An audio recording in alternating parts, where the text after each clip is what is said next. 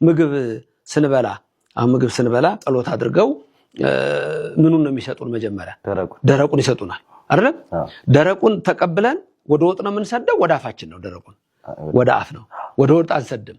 መልካም።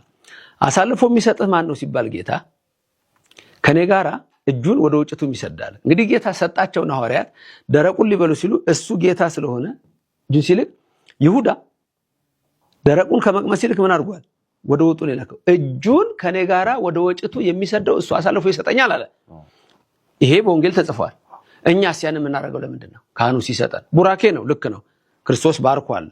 በኤማውስም ባርኮ ሰጥቷቸዋል። 2 ዓሣ 5 እንጀራ ባርኮ ሰጥቷል። ግን ያው መብላት ነው። እችኛዋ ግን ምንድነች? ጌታ ሆይ እንደ ይሁዳ አታድርገኝ እንዳልክድህ። ስለዚህ ወደ ወጥ ማናደርገው ወደ አፍ እናደርገው በዛ ነው። ዳቦ ለምሳሌ አረ ገልብጣው ምናምን ይባላል። አሁን የዋካ ሚዲያ በደንብ ይሄንን ያውቃሉ። ሊቆረስ ሲል አረ ገልብጣው እንደዚህ አድርገው ድፋው ምናምን ድፋው ነው የሚባለው አይደለም? ዳቦ ሲቆረስ ከዛ እንዲህ አድርገው ይባላል። አንድ አስተማሪ እንዴት ነው ሲሏቸው አይ እንዳይፈረፈር ነው አሉ። አይደለም፣ ሃይማኖታዊ ሚስጥር አለው፣ መጽሐፍ ቅዱሳዊ ሚስጥር አለው። ይስሐቅ አባቱ አብርሃም በሞሪያ ተራራ ሊሰዋው ሲል አባቴ ፊት ለፊት አይተህ ቁልጭ ራርተ ከአምላክ እንዳትጣላ ድፋኝና መስዋዕት አድርገኛለሁ። ያ ህብስት መስዋዕት ነው።